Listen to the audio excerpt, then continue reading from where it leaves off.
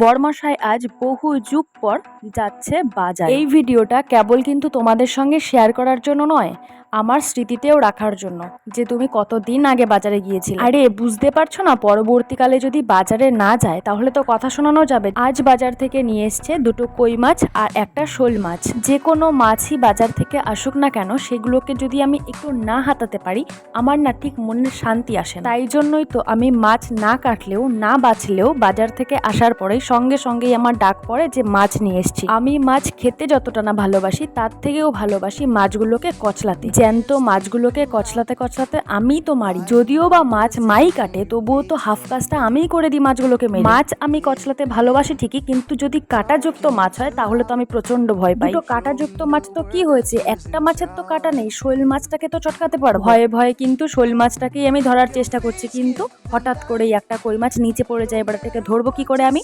তাই বুদ্ধি খাটালাম, ব্যাগটা দিয়েই আমি ওর মাথা চেপে ধরে রাখবো। বাড়িতে কিন্তু মাংস বা অন্যান্য যাই কিছু আসুক না কেন, মাছ আসলে কিন্তু আমি আলাদা একটু আনন্দ পাই, কারণ আমি অন্যান্য কিছু থেকে মাছটাই বেশি পছন্দ করি খেতে। আগে আমি মাছগুলো হাতিয়ে সাবান দিয়ে হাত ধুতাম না, একটু বাদে বাদে হাতের গন্ধ শুকতাম। আরে না না, এখন আমি সেটা করি না, এখন সাবান দিয়েই হাত ধুই। আমি মাছ চটকাতে থাকলে বাড়ির সবাই দাঁড়িয়ে দাঁড়িয়ে দেখছো তো, বড়মশাই কেমন দাঁড়িয়ে দাঁড়িয়ে দেখছে। আর দেখারই কি আছে এর মধ্যে? ওই একটু চটকাবো, একটু জল দেবো, ওগুলোর সঙ্গে একটু খেলবো, তারপরে ছেড়ে দেবো। বাকি কাজটা তো মাই করবে, মাই রান্না করবে, তারপরে না হয় আমি খাবো, সেটা নয় আলাদা। প্রসঙ্গত তোমাদের বলে রাখি, আমার শাশুড়ি মা কিন্তু দারুণ রান্না করে। এখন সকালবেলা মা মোটামুটি যা রান্না করছে তা দিয়েই সকালবেলা আমাদের খাবার হয়ে যাবে। এই মাছটা হবে দুপুরবেলা। এখন যা দেখলাম ওভেনে চাপানো আছে ডাল, আর পাশে রয়েছে পাট শাক, তার মানে পাট শাকের কিছু একটা করবে। আমার শাশুড়ি মাকে তুমি যা পাতা, যা চোকলা, যা খুশি দিয়ে দাও, সুন্দর রান্না করে দেবে। জন্মজীবনেও যে চোকলা তুমি খাওনি সেই চোকলা ফোকলা ভাজা করে তোমাকে খাইয়ে দেবে, তুমি বুঝতেও পারবা না,